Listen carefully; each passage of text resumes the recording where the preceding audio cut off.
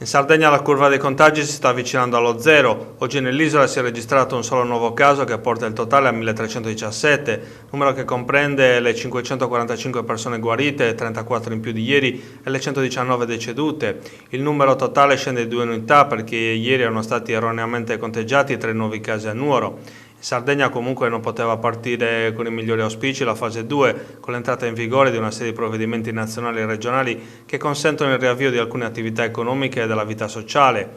Un momento delicato dopo 2 mesi di lockdown in cui tutti i cittadini sono chiamati ad una nuova prova di maturità, forse anche più difficile della precedente, in cui i divieti erano stringenti e c'era la paura per l'epidemia pienamente in atto, con una crescita esponenziale giornaliera di nuovi contagi.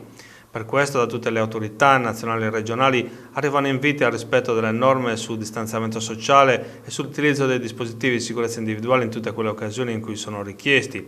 L'andamento della curva epidemiologica conferma che la Sardegna ha intrapreso la strada giusta e questo ha permesso al Presidente della Regione Cristian Solinas di firmare un'ordinanza che consente a tanti settori economici di ripartire o comunque di potersi preparare alla ripartenza dalla prossima settimana.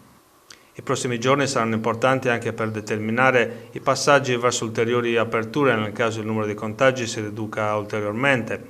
Dall'11 maggio potrebbero riaprire parrucchieri, barbieri, estetisti e tatuatori per appuntamento con tutte le precauzioni previste dai protocolli di sicurezza.